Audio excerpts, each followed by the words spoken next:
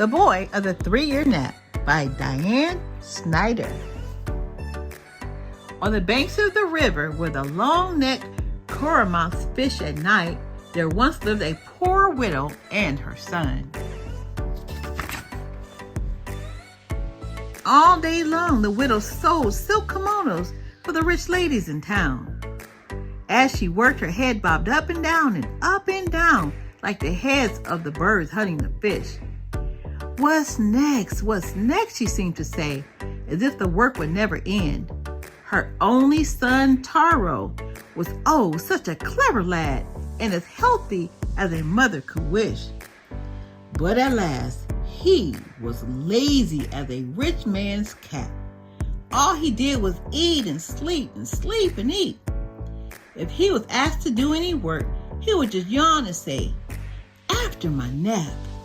And so he was called the Boy of the 3-Year Nap. When Tara was nearly grown, a rice merchant moved to town and built a mansion. It had 20 rooms with sliding doors that opened onto the most exquisite garden. In the center was a pond filled with golden carp. And at the end of the garden was a tea house where one could just sit in the cool of the evening and gaze at the moon. Taro was impressed with his fine new neighbors and began to sneak into the garden between his naps. Everything he saw enchanted him. Taro was sighing. What a life. As the months passed by, Taro grew even more lazy. His mother began to pester him, first in one ear and then the other. "I hear the merchant is looking for a boy to work for him," she said. "What does he need a boy for?" Taro asked. "To haul rice sacks." "What else?" said his mother. "Hauling rice sacks," Taro laughed. "I pity the fool who takes that job." "How can you sit here and do nothing?" she cried. "Cheer up, mother. I have a plan." "What you need is a job," she said, "not a plan." "Don't worry, but you must make me a black kimono and a hat like a priest wears." "What will you do with them?" she said. "Oh, they'll be part of my plan."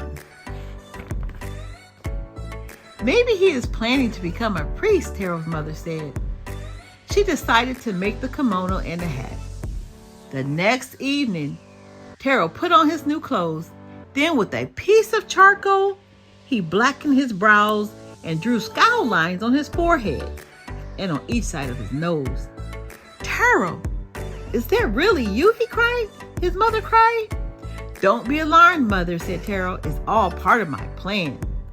Before she could say anything more, he ran out of the house. At sundown, the merchant came out of his house for his evening walk. "Good evening, madam," he called to Taro's mother. "I suppose that lazy son of yours is still in bed." "He's a little tired tonight, sir," said the widow. "Ha! You are a soft one. What he needs is a good smack on his back and a kick on his bottom. Napping at dusk indeed." The merchant went on his stroll until he came to a shrine by the roadside. It was the shrine of the Yugami, the patron god of the town. As he stopped to make an offering, a black figure appeared before him, scowling like a goblin. "Who are you?" asked the merchant. "I am the Yugami," a fierce voice bellowed. "What do you want of me? What did I do?" "It is time for your daughter to take a husband. You must wed her at once to that fine lad who lives on your street." "What fine lad, my lord?" "That fine young man called Taro." "Taro?" The merchant rubbed his ears. "You mean the boy of the 3-year nap? That Taro?" "The same." "Oh no, there must be some mistake." "Gods do not make mistakes." The merchant began to tremble. "Surely there must be someone else my daughter can marry. Anyone but him."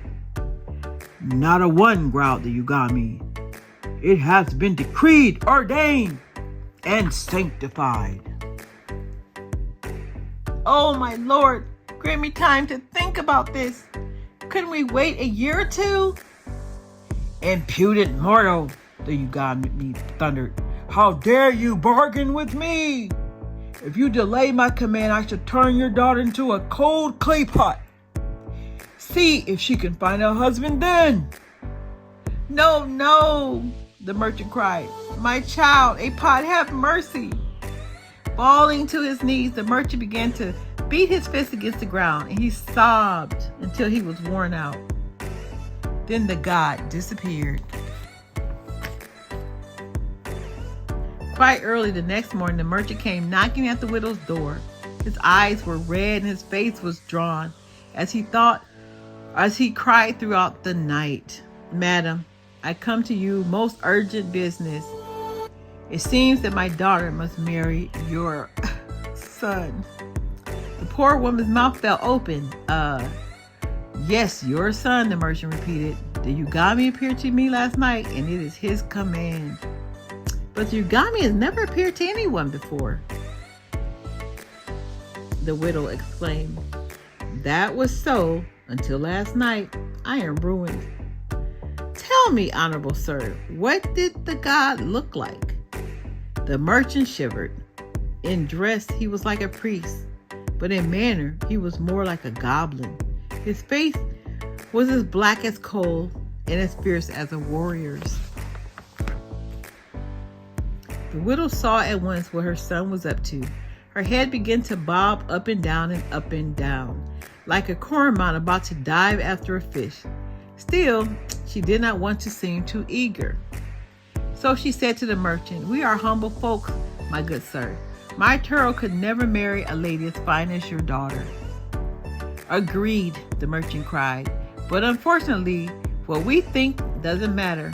We must do as the god commands, or he will turn my daughter into a clay pot. We must do.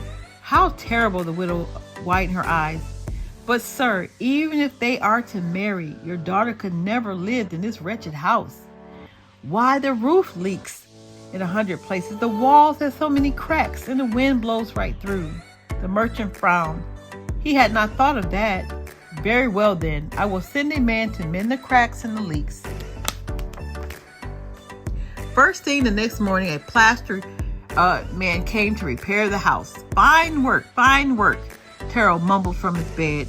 In the evening, the merchant said to the widow, Now will you consent to the marriage? Alas, how can I, sir? The widow bowed. As you can see, our house has but one room. Your daughter would be ashamed to live in a place so small as this. True, muttered the merchant. All right, I will send carpenters to build you many rooms. After the merchant left, Taro chuckled. Splendid, my plan is working. When the widow's house was finished, the merchant asked, Now will you consent to the marriage? I fear, sir, that your daughter will not find happiness here. What is it now? Cried the merchant. Speak your mind, or my daughter will be turned into a clay pot. My Taro has no job, said the widow. How can he keep your daughter in luxury and comfort? Surely this is the end of me, groaned the merchant. All right, your son shall manage my storehouse. But I warn you, madam, he will have no time for naps at my place. Now do you consent to the marriage? Taro's mother tossed her head like a cormorant that had just caught a large fish. You have my consent, sir. No sooner had the merchant left than the widow hurried to tell Taro the news. The merchant has made a most wonderful offer, she cried. Taro sat up in the bed. It was all part of my plan, mother. I hope you accepted the offer. Indeed, I have.